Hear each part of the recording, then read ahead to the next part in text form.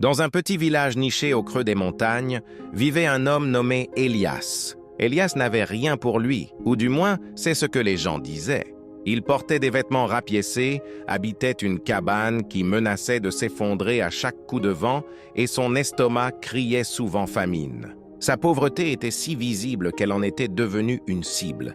Quand il passait sur la place du marché, les murmures fusaient. « Regardez-le, il n'a même pas de quoi s'acheter du pain frais. » D'autres, plus cruels, le pointaient du doigt en riant. « Élias! Alors, tu as encore parlé aux étoiles pour leur demander fortune ?» Chaque jour, il subissait les moqueries, les regards de pitié et parfois même le mépris ouvert de ceux qui avaient mieux réussi.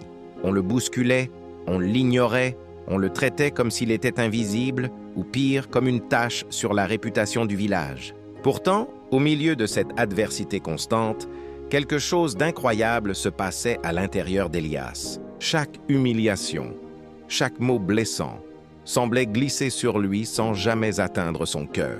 Il souriait, pas un sourire forcé ou amer, mais un sourire sincère et paisible. Il continuait son chemin, la tête haute, saluant poliment ceux-là même qui venaient de se moquer de lui. Son secret, une foi inébranlable et une honnêteté à toute épreuve. Il se disait « Dieu me voit. Tant que je suis droit dans mes bottes, je n'ai rien à craindre. » Un jour, alors qu'il ramassait du bois mort dans la forêt, il tomba sur une sacoche en cuir, lourde et bien remplie.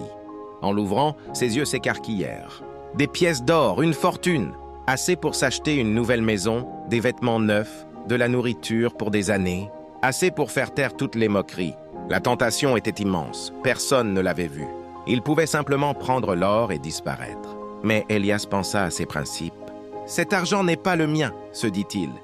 Le garder serait un vol, et ma conscience ne me le pardonnerait jamais. » Sans hésiter une seconde de plus, il ramassa la sacoche et se dirigea vers la place du village, demandant à qui elle pouvait bien appartenir.